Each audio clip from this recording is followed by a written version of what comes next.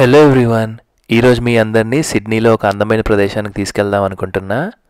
ఇది మేము ఉంటున్న ఇంటి నుండి 1 hour డ్రైవ్ దూరంలో ఉంది. సో మేము మా ఫ్రెండ్స్తో కలిసి వాళ్ళ కార్లో ఆ ప్లేస్ చూడడానికి బయలుదేరుతున్నాం. ఇక్కడ ఆస్ట్రేలియాలో నేను గమనించిన విషయం ఏంటంటే వీళ్ళు మాత్రం వీకెండ్స్కి చాలా ఇంపార్టెన్స్ ఇస్తారు.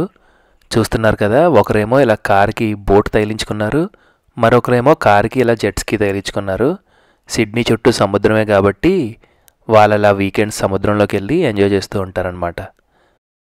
ఒక 1 hour డ్రైవ్ చేసి వచ్చిన తర్వాత ఇలా ఒక నేషనల్ పార్క్ ఎంట్రన్స్కి వస్తామన్నమాట. మనం వెళ్ళాల్సిన వ్యూ పాయింట్ ఈ నేషనల్ పార్క్ ఎండ్లో ఉంది కాబట్టి ఇక్కడ పర్ వెహికల్కి $8 ఛార్జ్ చేస్తారు. ఇంకా లోపలికి వచ్చిన తర్వాత నేషనల్ పార్క్లో ఒక ప్లెజెంట్ డ్రైవ్ ఉంటుందన్నమాట. చాలా బాగుంటుంది.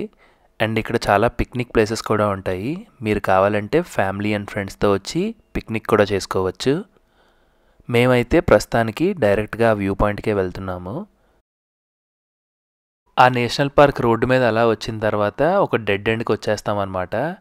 ఇంకిక్కడ ఇలా కార్ పార్క్ చేసేసి మనం ఈ క్లిఫ్లో చూడాల్సిన వ్యూ పాయింట్స్ అన్నిటినీ ఇలా ఒక ట్రైల్ పాత్ ఉంటుంది, ఆ పాత్లో అలా నడుచుకుంటూ వెళ్ళిపోవాలన్నమాట. ఈ ప్లేస్ ఒక చరిత్ర ఏంటంటే 17వ శతాబ్దంలో కెప్టెన్ జేమ్స్ కుక్ అలానే డానియల్ సొలండర్ అనే 2 ఎక్స్ప్లోరర్స్ బ్రిటిష్ దేశానికి చెందిన వాళ్ళు ఆస్ట్రేలియాని ఎక్స్ప్లోర్ చేస్తున్న సమయంలో ఇక్కడికి వచ్చారంట. సో వాళ్ళిద్దరి పేర్లని కలిపి దీనికి కేప్ సొలండర్ అనే పేరు పెట్టారు. అండ్ ఈ ప్లేస్ ఫేమస్ అవడానికి కారణం ఏంటంటే ఇక్కడ నుండి వేల్ వాచింగ్ చాలా బ్యూటిఫుల్గా ఉంటుందంట. ప్రాపర్ సీజన్ టైంలో వస్తే కనుక ఈ సరౌండింగ్స్లో యావరేజ్గా 5000 వేల్స్ వరకు తిరుగుతూ ఉంటాయంట. సో అందుకే ఈ ప్లేస్ నుండి వేల్ వాచింగ్ చాలా బాగుంటుందంటారు. నాకైతే ఒక్క వేల్ కూడా కనపడలేదు. మీలో ఎవరైనా గనక ఇక్కడికి వస్తే మీ లక్ పరీక్షించుకోండి, ఎన్ని వేల్స్ని మీరు స్పాట్ చేయగలరు అనేది. నాకైతే ఈ ప్లేస్ మాత్రం చాలా బాగా నచ్చింది.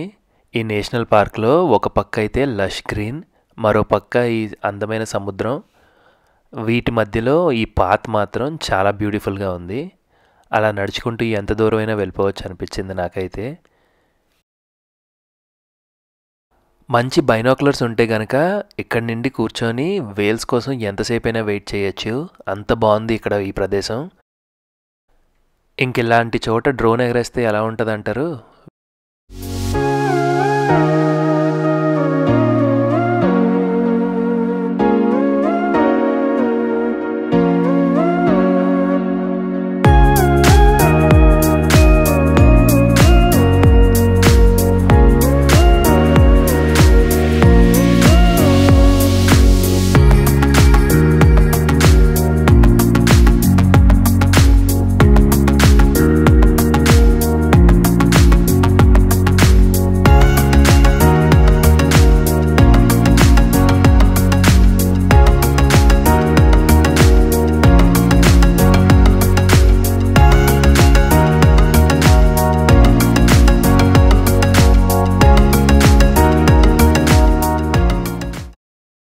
బాగుంది కదా ఇక్కడ నుండి వ్యూస్ మాత్రం.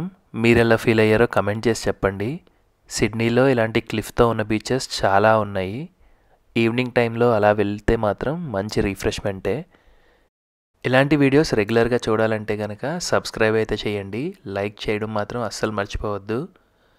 అండ్ మళ్ళీ వీడియోలో కలుసుకుందాం. అంతవరకు బాయ్ బాయ్.